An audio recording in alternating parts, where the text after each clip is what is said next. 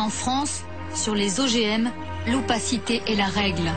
En 2003, l'entreprise américaine Monsanto, qui fabrique des OGM, a réalisé une étude sur leurs incidences pour l'organisme. Pour cette étude, des scientifiques ont nourri des rats avec des OGM pendant 90 jours. Leur conclusion, il n'y aurait aucune séquelle pour la santé. Le dossier a été transmis au ministère de l'Agriculture qui a entériné ce rapport. Le professeur Serralini est biologiste.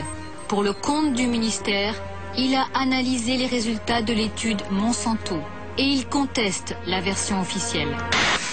Le robot qui vient de l'industrie automobile fonctionne 24 heures sur 24. Il identifie les bêtes grâce à leur collier électronique. En moyenne, les vaches se font traire 3 fois par jour. Pour les inciter à donner leur lait, rien de tel que des granulés. C'est pendant le repas que le robot se glisse sous la bête.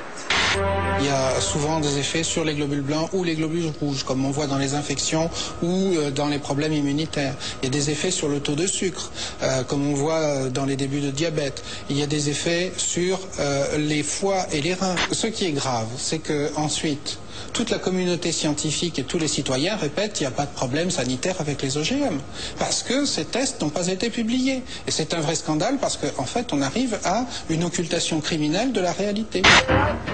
L'étude secrète, la voici. Un gros bloc de papier sur la table, 1139 pages de chiffres analysant les organes des rats qui ont mangé l'OGM.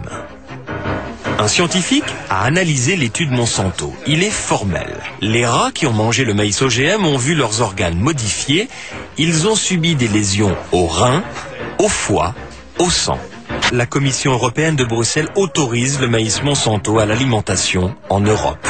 Autrement dit, le maïs Monsanto arrive en France. Fini les tests sur les rats, les cobayes désormais, c'est nous.